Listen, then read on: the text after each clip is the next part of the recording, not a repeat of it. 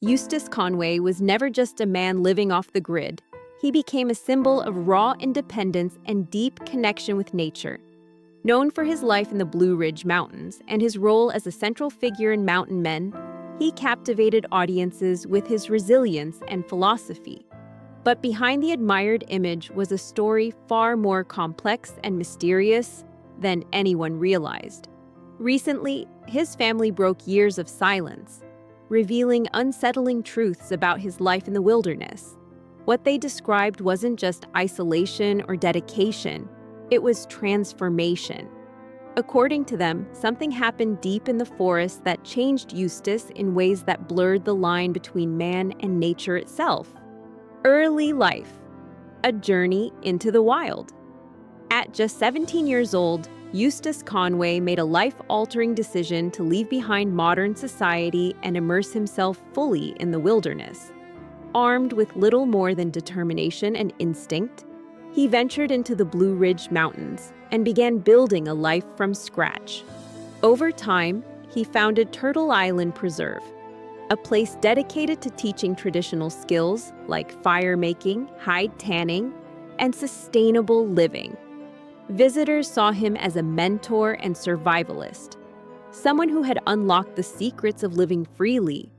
However, even in those early years, his family sensed that his bond with nature ran deeper than most could understand, a connection that would later evolve into something far more intense.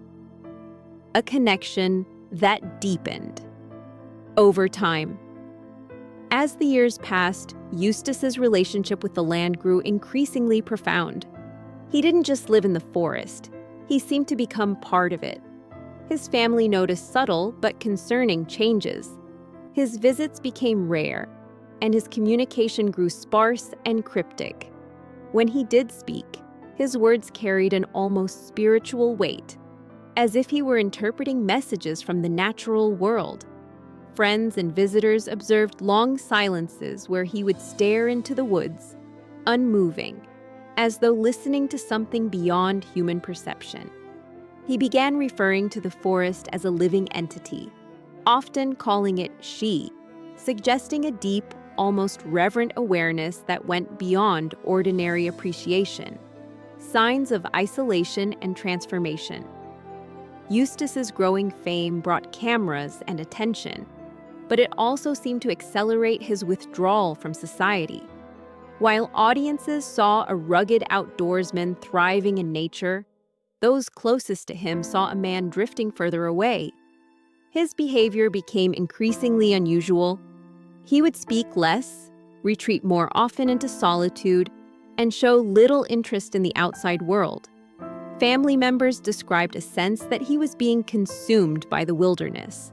What once appeared to be passion began to resemble obsession. The balance between his public life and private existence began to collapse, leaving behind a man who seemed caught between two realities, one grounded in society and the other rooted in something ancient and unseen. Strange occurrences at Turtle Island. Over time, whispers began to circulate among visitors and locals about unusual happenings at Turtle Island Preserve. Guests reported hearing strange sounds at night, low hums, rhythmic knocking, and faint voices that seemed to echo from the trees.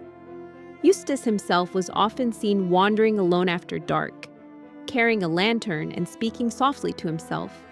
He claimed the land had spirits and that certain rituals, such as leaving offerings near a large oak tree, helped maintain balance. While some dismissed these behaviors as eccentricity, others found them deeply unsettling. His actions suggested that he believed the forest was not just alive, but aware, and possibly communicating with him directly. The journals, a window into his mind. The most revealing insight into Eustace's transformation came from the journals discovered by his family. Hidden deep within the forest in a concealed cabin, these writings documented years of observations, thoughts, and experiences. While some entries focused on weather patterns and wildlife behavior, others described encounters with mysterious watchers. beings he believed inhabited the woods. He wrote of shadows that moved unnaturally and symbols carved into trees. One chilling entry read, "They come when the fire dies." These writings painted a picture of a man who believed he had crossed into a realm where nature held consciousness and secrets beyond human understanding. The Hidden Cabin Discovery. The turning point came when his nephew Daniel stumbled upon a hidden cabin deep in the woods, far beyond known trails. The structure was concealed beneath vines and sealed tightly, suggesting it was meant to remain undiscovered. Inside, stacks of journals filled the space, each detailing Eustace's experiences and beliefs.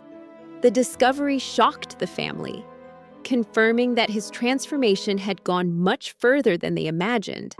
The cabin felt less like a shelter and more like a sanctuary for documenting something profound, or perhaps something disturbing. It raised questions about how long he had been living this double life, balancing reality with a world only he seemed to perceive.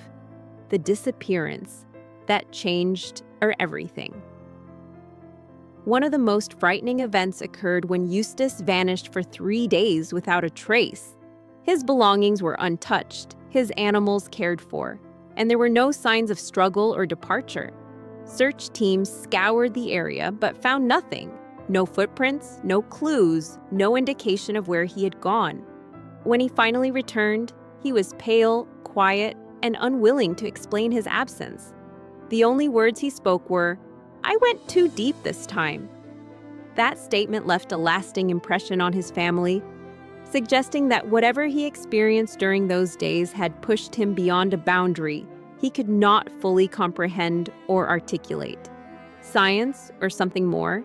Despite the eerie nature of his writings, many researchers have found surprising accuracy in Eustace's observations. His journals reportedly contain detailed predictions about weather shifts, ecological changes, and animal behavior patterns that later proved correct. This has led some to believe that his connection to nature, while unconventional, may have been rooted in an extraordinary level of awareness and intuition. Others, however, interpret his experiences as signs of psychological strain caused by prolonged isolation. Whether his insights were scientific, spiritual, or something else entirely remains a subject of debate. What is undeniable is that his work continues to intrigue those who study both nature and human perception.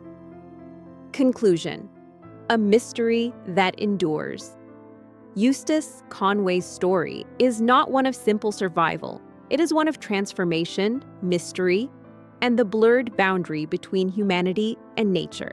His family's revelations have shifted the narrative from admiration to curiosity, even unease. They do not describe his journey as tragic, but as something profound and deeply personal. According to them, he didn't lose himself. He found something greater and chose to embrace it. Whether that something was a deeper understanding of nature or an unseen force within it remains unknown. His legacy lives on, not just in Turtle Island Preserve, but in the questions he leaves behind, questions that may never be fully answered, only felt.